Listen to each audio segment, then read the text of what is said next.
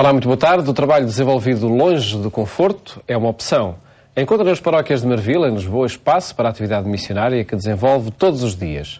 Frei Fabrício Bordin é natural de Pádua, em Itália. Está em Portugal desde 1994. Hoje é o convidado do programa Eclésia. Frei Fabrício, muito boa tarde. Obrigado por estar connosco. Porquê esta opção de vir para Portugal como missionário? Surgiu perante a minha disponibilidade aos 30 anos, pouco mais, de ir para outro país, que não fosse a Itália, continuar o meu ministério, numa das tantas missões que a nossa Ordem Franciscana Conventual tem. E surgiu também pelo desejo dos frades que estavam naquela altura aqui em Lisboa, para ter mais uma ajuda, e foi-me pedido no maio de 94, e portanto eu lembro que depois, em outubro, já estava nesta cidade a trabalhar e nesta zona oriental de Lisboa. Portanto, aqui na zona de Chelas, não é? De Chelas, exato. Ainda era, a nossa casa era no bairro do Condado, a zona J, e ali desenvolvíamos as nossas atividades pastorais. Recorda-se do impacto ao chegar a este bairro na zona oriental de Lisboa? Foi um impacto contrastante de uma tarde muito bonita que me acolheu. Era o dia 7 de outubro de 94, com um pôr do sol muito bonito, também com toda a cidade assim a brilhar, com suas luzes também, mas no mesmo tempo deixava uma terra mais viçosa, e com os Alpes, com cores bonitas, para um bairro que naquela altura ainda estava a lutar para melhorar as suas condições.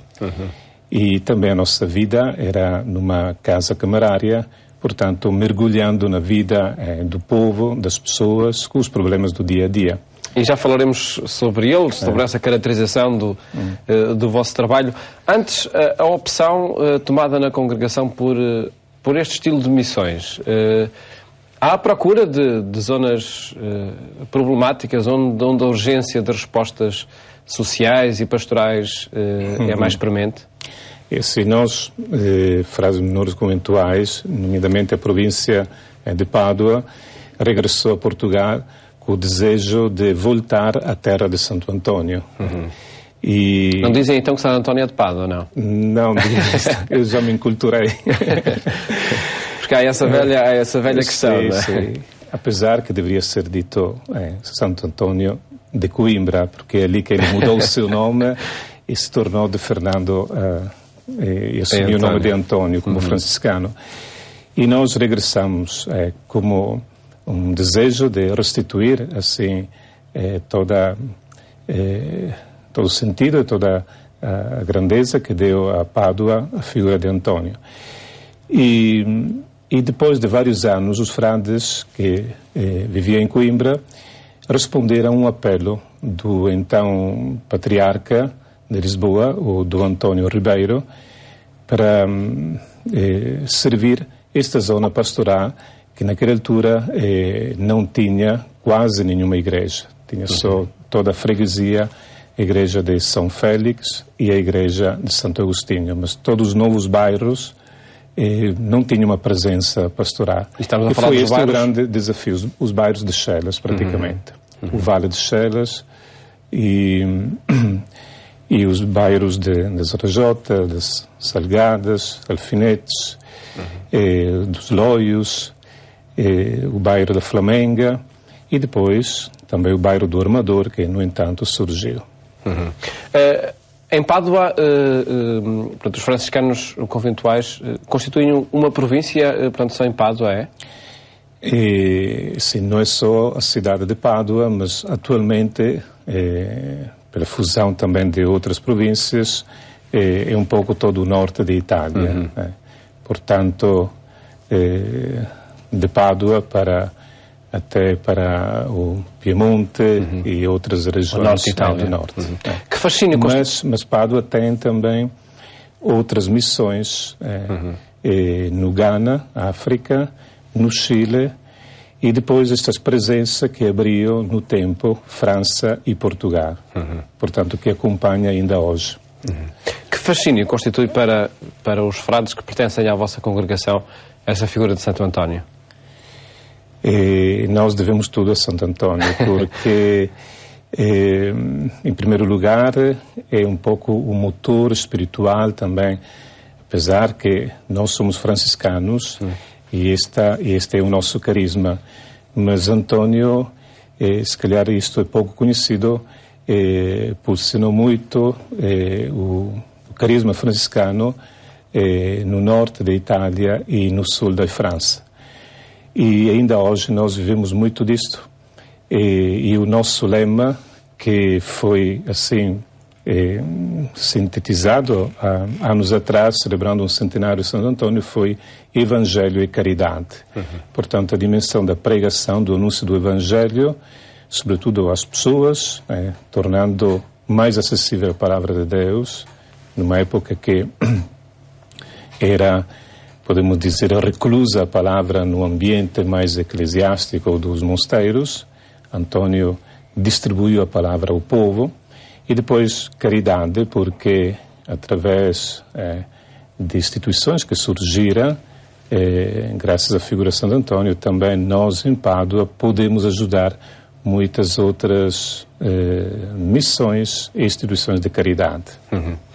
Ao chegar a Lisboa e sobretudo ao tomar conhecimento da forma como os lisboetas e os portugueses demonstram a sua devoção a Santo António, até por algum paralelismo com aquilo que acontece em Pádua, qual foi o impacto que isso causou?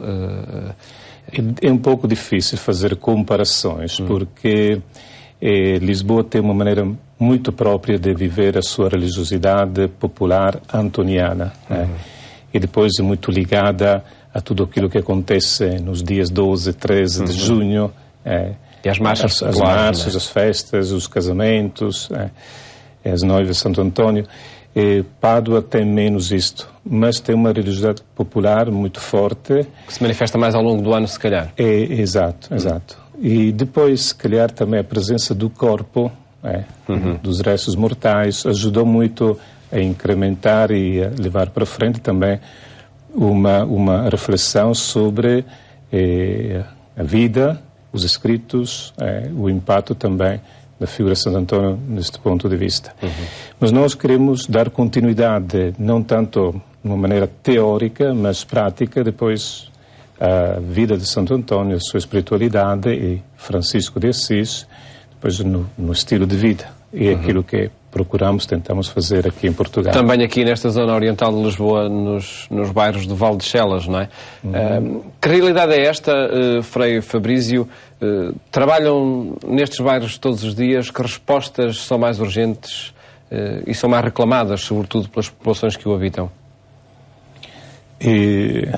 Penso que a resposta que, em primeiro lugar, nós tentamos de dar, pelo menos nestes últimos anos, é a dimensão da comunhão, da fraternidade.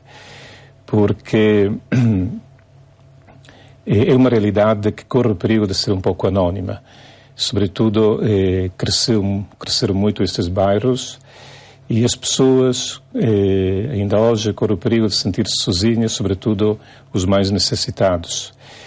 Houve uma resposta e continua a haver uma resposta de caridade, de promoção humana, através das atividades da paróquia e também dos centros sociais, que, no entanto, surgiram e desenvolveram uma certa atividade que alcança as várias necessidades das pessoas, desde os problemas da infância, e também do acompanhamento dos jovens, e até a terceira idade. Mas há também uma necessidade de criar comunidade. É um pouco este o grande desafio. Eu penso que depois de uma época mais de implementar instituições, edifícios também, igrejas, para ter um lugar de culto, para ter um espaço também para desenvolver várias atividades, e também instituições como o Banco Alimentar contra a Fome, que faz todo o seu trabalho. E sentimos também a necessidade de ir ao encontro de outra pobreza que por vezes existe, que é a pobreza também humana, espiritual, formativa.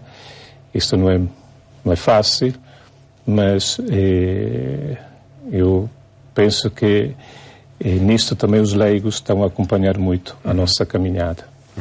Que verdade e mentira existe acerca destes bairros? A ideia que do exterior se faz sobre estes bairros corresponde à verdade? Ou que transformação vai acontecendo para melhor, positiva, acerca da vida no interior destes bairros?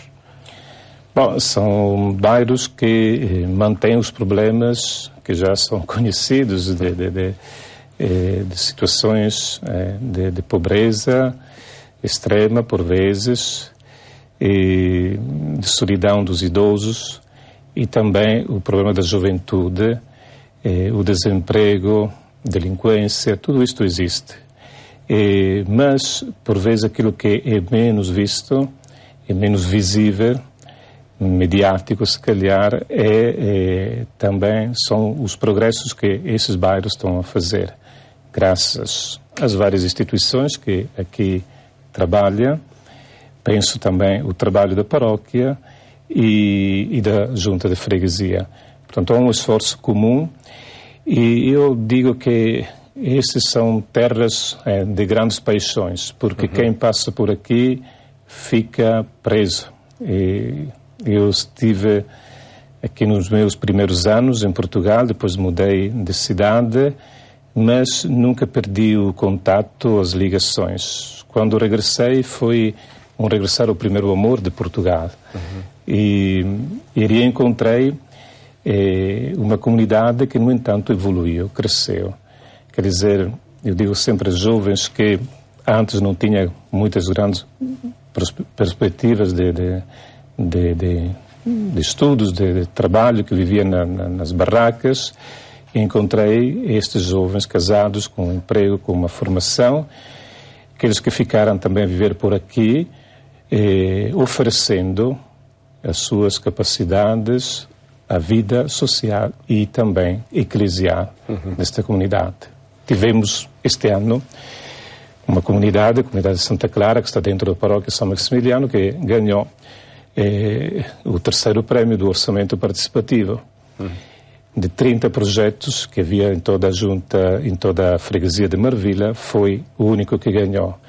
Não foi em força apenas do fato que estava dentro a igreja comprometida, mas porque estes jovens levaram a sério para frente este projeto e envolveram toda a comunidade. O que é que apaixona? No seu caso falou da paixão, que é uma terra de paixões. O que é que o apaixona no trabalho aqui nesta zona de Lisboa? Por exemplo, ver os jovens que lutam pelo próprio futuro. Mas não são uma minoria esses jovens? São uma minoria, mas eu acredito naquela imagem evangélica do sal da terra, do fermento, e acho que depois torna-se também um ponto de referência para muitos outros. É verdade, este é um grande problema da nossa realidade. Aqui em Marvila vimos que é a minoria dos jovens que ingressam nas atividades, nas propostas oferecidas, mas também faz a diferença. Por exemplo, o voluntariado de alguns jovens que até não têm emprego, até que não têm condições de vida normal em casa, que têm problemas também de conseguir ter uma refeição normal todos os dias. Portanto, há jovens que estão comprometidos, que oferecem o seu tempo e que lutam também para o seu futuro, portanto, para ter uma formação, um curso e poder avançar. Depois, penso também, é uma terra onde as pessoas que vieram de fora, do norte do país, e quem veio também das ex-colónias, todos trouxeram valores importantes, que é o valor da comunhão, da família. Apesar que seja um valor muito difícil de viver, a coesão familiar, mas muitas vezes vê-se a solidariedade e a ajuda dentro da vida dos prédios, a atenção aos vizinhos. Nestes bairros, por vezes, é mais fácil encontrar pessoas atenciosas aos outros. Também a vida na rua, por vezes, é uma forma de socialização também para as crianças. A trabalhar com todas essas crianças, adultos, mulheres e homens, está uma comunidade de religiosa à qual pertence o Frei Fabrício, com outros confrades nessa comunidade? Sim, e é uma comunidade que cresceu, pelo menos numericamente, ao longo desses anos. Eu, quando cheguei porque estava, naquela altura, só 2 frades. E para nós é fundamental, como franciscanos, a vida comunitária, a vida fraterna. Abro uma parêntese, hoje vivemos muito uma sociedade de protagonismo e também, por vezes, um pouco de individualismo. É herói quem sobressai com as suas atividades, o seu prestígio. Para nós o importante é a força da comunhão. Portanto, eu quando cheguei foi para formar uma comunidade. E agora, no entanto, mudaram os frades. Atualmente somos 5 e 3, de origem italiana, 1 português e outro romeno. Também isto diz alguma coisa, que sentimos-nos missionários, no sentido que a missão é sempre a porta de casa. E também desafiados, assim, a colaborar e a encontrar um projeto comum que una também as nossas diferenças, mas há sempre algo de comum, que é o ideal, é o espírito, é o Evangelho. Há outras comunidades religiosas a trabalharem nestes bairros, nomeadamente femininas? Sim, temos a comunidade das Irmãzinhas de Jesus, atualmente são 4, e trabalham mais na zona pastoral de Santa Clara, e depois temos as Irmãs da Caridade, conhecidas como as Irmãs de Madre Teresa de Calcutá. E é uma presença significativa. Eu acho que Madre Teresa, o irmão Carlos de Foucault e São Francisco são 3 figuras que se podem conjugar muito bem. Teriam escolhido também esta zona da cidade para desenvolver um trabalho? Eu acho que não caímos aqui por acaso. Mas também estar aqui é uma graça para nós, para assim, ser constantemente desafiados no nosso carisma, sobretudo uma dimensão, que é a dimensão da pobreza evangélica, que significa, em primeiro lugar, ter Cristo como modelo e depois partilhar a realidade das pessoas. Frei Fabrício, do trabalho que desenvolve aqui nesta zona oriental de Lisboa, no Vale de Chelas, já o disse, que é um trabalho muitas vezes com minorias, com pouca gente. Acredito que por isso cause desilusões, ou comumente se chama de desilusão. De que forma é que esses momentos vão sendo vencidos na vossa vida? Bom, eu penso que se vivemos esperando as multidões, a desilusão está sempre ao nosso lado.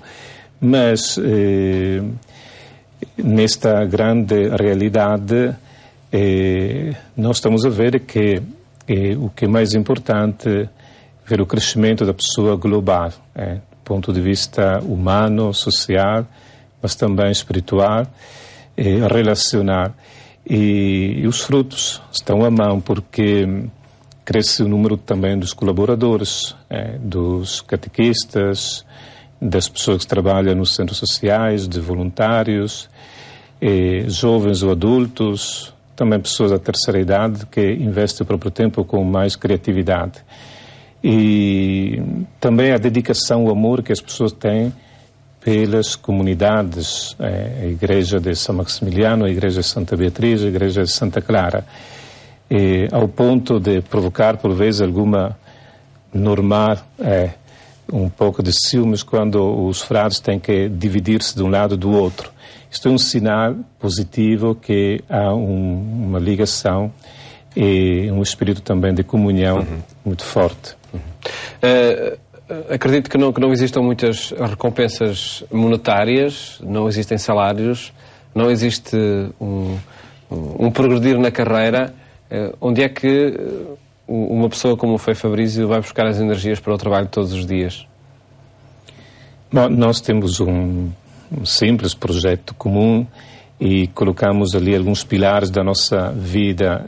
São tentativa de ter a nossa Magna Carta, que vem do Evangelho.